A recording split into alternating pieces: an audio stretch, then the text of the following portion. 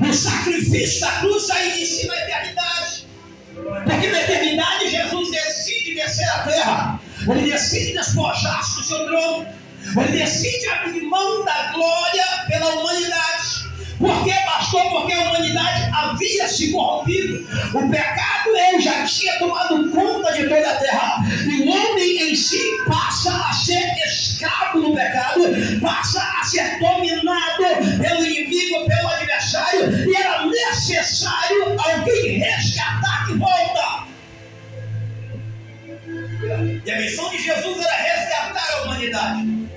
E resgatar quer dizer trazer de volta, colocar de novo em seu lugar. Ou seja, levar o homem novamente ao lugar de onde ele saiu, que é no seio do Senhor. Voltar a estar na eternidade. Jesus ele veio resgatar o homem do pecado para levá-lo de volta para a eternidade. Ele veio novamente resgatar o homem das garras do inimigo para levar de volta a fazer parte dele, do centro do Senhor, fazer parte das emoções da alegria. É o que Deus tem para mim e tem para você. É a missão do Senhor.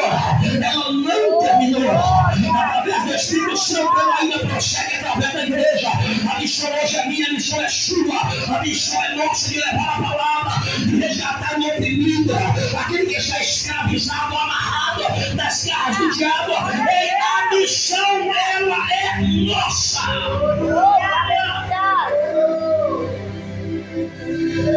Eu vejo Jesus já trabalhando em sua missão terrena desde o Antigo Testamento. Ele vai trabalhar de duas maneiras, pastor Aquinaldo, na obra missionária, de uma forma direta no Novo Testamento e de uma forma indireta lá no Antigo Testamento. Como de forma indireta, pastor? Ele trabalha através de objetos e de nomes. Ele está lá através de objetos, está sendo representado por nomes, representado por pessoas, mas a visão pessoal de Jesus somente lá no Novo Testamento. Ele já passa a ser apresentado no livro do Gênesis.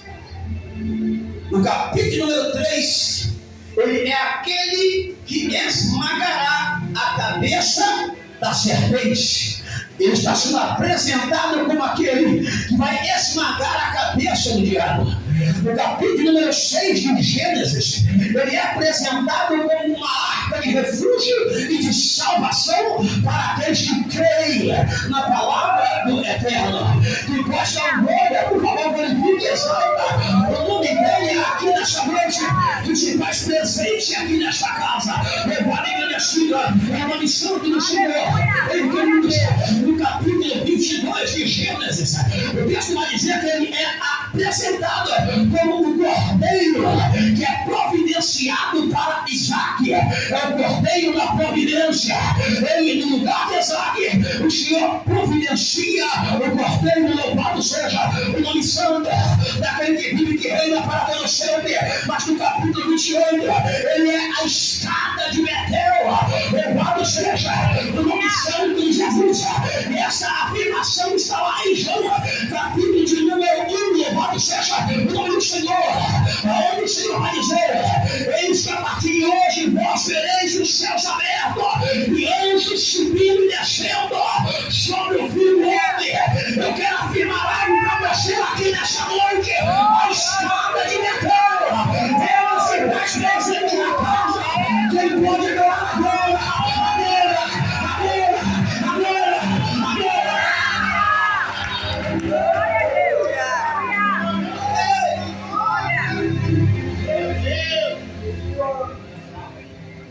Ele vive e reina. Em Êxodo capítulo 12, Moisés faz a sua representação como Salvador. No mesmo capítulo 12, ele é o sangue do cordeiro que traz salvação e livramento para que escreve nos lugares da porta a marca do seu sangue. Quem está entendendo, diga glória. Quem está entendendo, diga aleluia.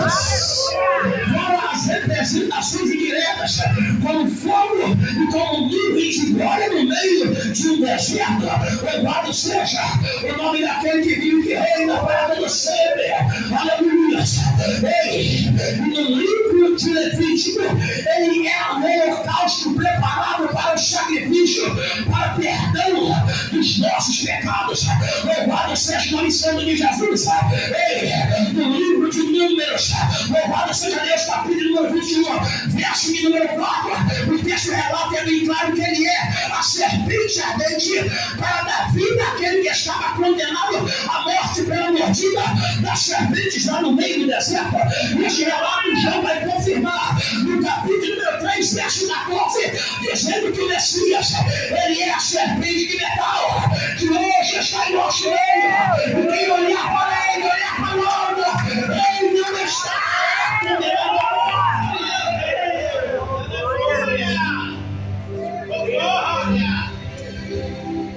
Estamos condenados, mas Cristo, em sua missão, pendurado em um madeiro, olhamos para ele e a condenação de morte que era para nós, Paulo vai dizer aquele que pegou a condenação e cravou ela na cruz, dando a nós liberdade de ter uma vida eterna. Olhe para o teu irmão e diga para ele: você é livre. Fala para ele: você é livre. Diga para ele: você é livre. Responde para ele: você é livre. Se eu sou livre, pastor, eu posso entender que nada poderá me entender, nada pode me barrar, nada pode me segurar, porque eu sou livre, livre. Eu sou livre para levar a palavra dele.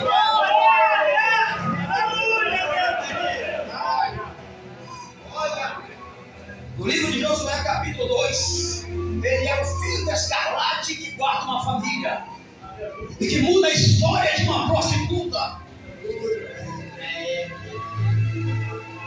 Quem está entendendo, diga glória. Olha a missão do Messias. Ele diz: olha, o Espírito do Senhor está sobre e ele está em sua missão. Mas em Apocalipse, capítulo número 5, verso número 6, o texto diz que Deus tem 7 Espíritos. Aí eu vou entender isso no capítulo 11 de Isaías, que diz que o Espírito do Senhor desceu sobre ele.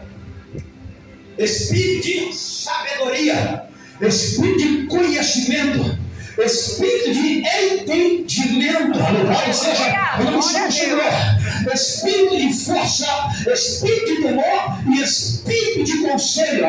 Ele relata somente 6 Espíritos, porque o 7º vai ser revelado só nos Evangelhos, chamado de Espírito Consolador, e manifesto em Atos 2, no dia de Pentecostes. O Espírito Santo, ele desce sobre essa casa nessa noite, e começa a enxergar de glória, começa a encher de poder.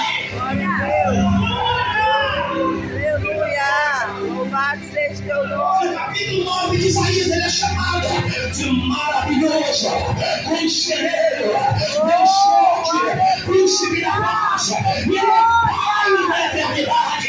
Ele se faz presente na casa, está em nosso meio, está operando e agindo em nossa vida, hoje e sempre.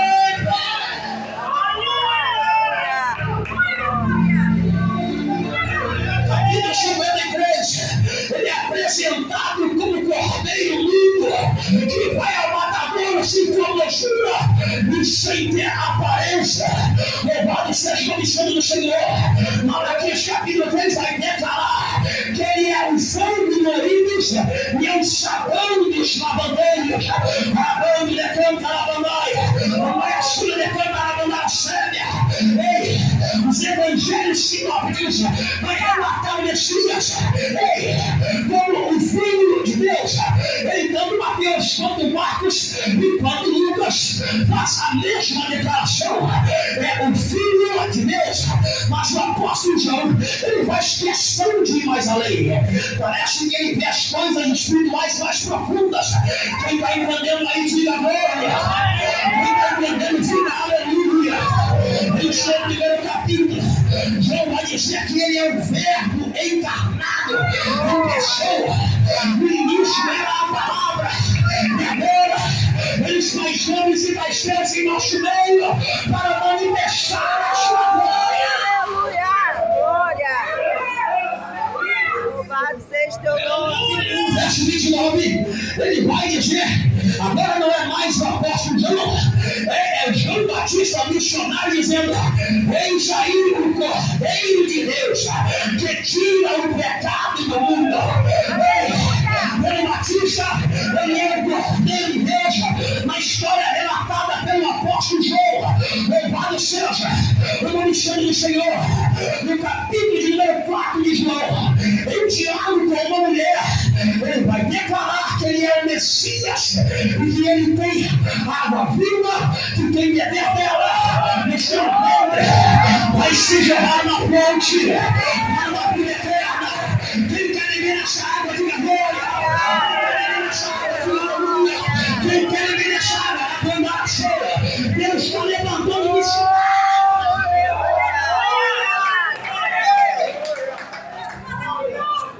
No capítulo de número 6, ele diz: olha, eu sou o pão que desceu do céu. Louvado seja o nome santo do Senhor. Ele é o pão que desce do céu. Mas quando nós pulamos para o capítulo de número 10, ele vai dizer no verso 9 que ele é a porta das ovelhas. Louvado seja o nome santo do Senhor, daquele que vive e que reina para todo sempre. Louvado e engrandecido é o nome de Deus eterno. Mas no verso 14 ele vai dizer que é o bom pastor que dá vida pelas ovelhas. Capítulo 11 ele é a ressurreição e a vida. Capítulo 12 ele é a luz do mundo. No capítulo 14, ele diz: olha, eu sou o caminho, eu sou a verdade, eu sou a vida, eu sou o caminho, eu sou a verdade, eu sou a vida. No capítulo 15, ele é a videira verdadeira, a lavanderação de campo, a lavanderação de campo, a mão de campo, a lavandaia, a mão de campo, a lavanderação. No capítulo 18, ele é o Nazareno.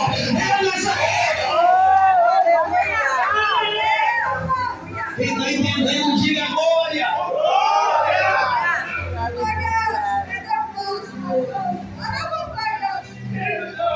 Apocalipse, capítulo de número 5, verso de número 5, vai relatar bem claro: ele é o leão da tribo de Judá. Aleluia, Jesus.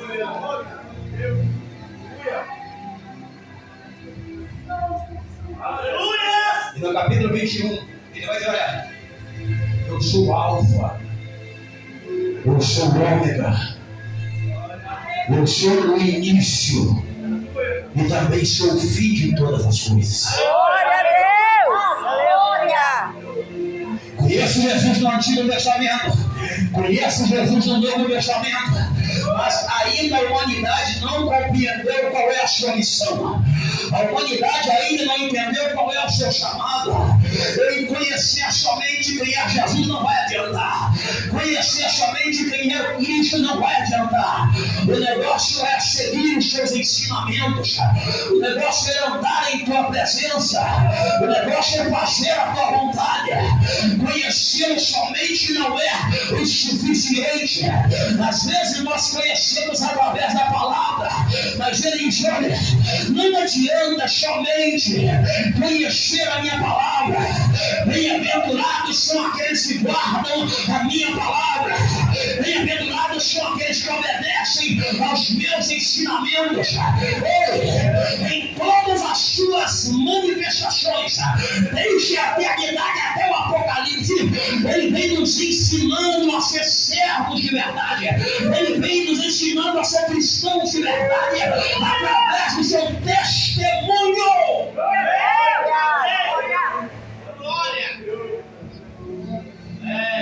Testemunho de sofrimento. Aí no capítulo 2 de Filipenses 5, ou 5 em diante, porque o verso está lá no 9, Paulo vai dizer que Deus o exaltou soberanamente, que ele deu um nome que está acima de todos os nomes, porque diante desse nome, ela mandará lá no céu todo joelho vai se dobrar, aqui na terra todo joelho se dobrará, e lá no inferno, alabando, demanda, Ei, o adversário vai ter que se curvar. E diz mais o apóstolo Paulo: toda língua terá que confessar que o Senhor Jesus, Ele é o Filho de Deus. Ele vive e reina e reinará para a honra e para a glória. Aleluia! Glória, meu Deus! Louvado seja Deus. Agora pergunta para você, irmão, tá fazendo o quê? Fazendo o quê? Pergunta para ele agora, uma pergunta mais difícil. Tu tá fazendo o quê? Tu tá fazendo o quê? O sacrifício da cruz não foi em vão. E sua obra missionária, árdua, pesada, seguida de luta, perseguições, provações, enganos, mentiras e traições. E isso não será diferente nem comigo nem com você, porque não somos melhor do que o Messias. Eles, olha, se perseguiram a mim, perseguirão também a vós. Isso eu passo a entender. Ei, nosso irmão pastor Guilherme, ei, que em minha caminhada, em meu trajeto, em meu ministério, não será muito fácil, nem dentro e nem fora da igreja. Ei, aí eu fico vendo, pastor, e entendendo que as pessoas querem uma igreja light, aonde não há correção, aonde não há exortação, aonde não há oração, aonde não há busca. Eles querem uma igreja aonde todo mundo se abraça, fala bem uns dos outros, aonde se dividem as mesmas coisas e é comum de todos, como a igreja primitiva lá no capítulo número 5 de Atos dos Apóstolos. Louvado seja a missão do Senhor. Mas o Senhor não disse para nós que seria fácil a obra missionária. Ele não disse que seria fácil levar a sua palavra.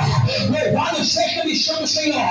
Mas ele disse para mim desta forma: ei, eu sei que não vai ser fácil, mas tenha bom ânimo, tenha bom ânimo, tenha bom ânimo, tenha bom ânimo. Eu não entendo como que as pessoas conseguem fazer a obra de Deus debaixo de obrigação com a cara fechada. Porque o pastor mandou, porque foi uma determinação pastoral, está fazendo por obrigação. Eu me demando. Não se faz a obra do Senhor, diz o apóstolo Paulo, de maneira relaxada. Louvado seja o nome santo de Jesus. O que você for fazer, faça o teu melhor. O que você estiver que dar, então dê o seu melhor. Ninguém quer receber o que é ruim. Ninguém quer receber o que não presta. Ei, é melhor dar do que receber. Então dê o seu melhor.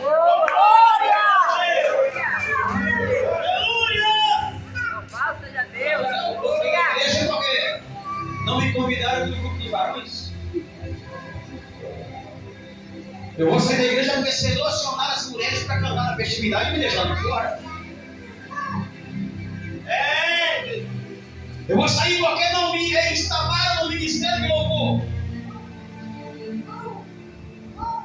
Ou porque é um simples grupo da igreja está falando da minha vida e da minha casa.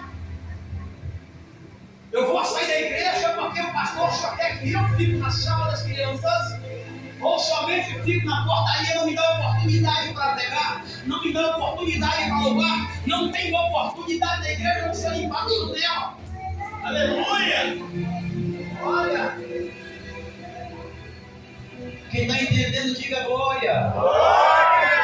Eu repito para o Senhor de novo, fala, quem te chamou foi quem? Pergunta para ele. Quem chamou foi Foi o Deus. pastor Aguinaldo ou foi Jesus? Quem foi que te chamou, querida? Porque eu e o pastor Aguinaldo podemos até te enganar, mas Jesus não engana ninguém. Ele foi bem calmo em suas palavras, em seu relato, dizendo que teria provações, lutas e perseguições.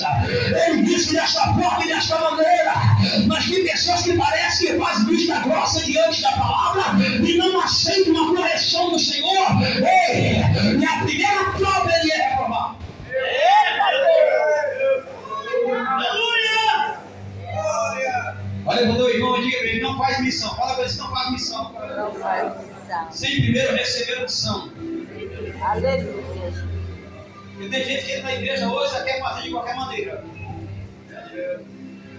Mal conhece o evangelho, já quer pregar. Tem gente que não conhece nem o primeiro livro da Bíblia, está entendendo? E quer ensinar os outros. Isso não quer dizer que aqui todo mundo tem conhecimento, ou que o pastor Adilson ou que o pastor Aguinaldo tem maior conhecimento, ainda a gente não sabe nada. Mas se fazer missão primeiro, se recebe unção. Isso está explícito em toda a palavra, em toda a Bíblia.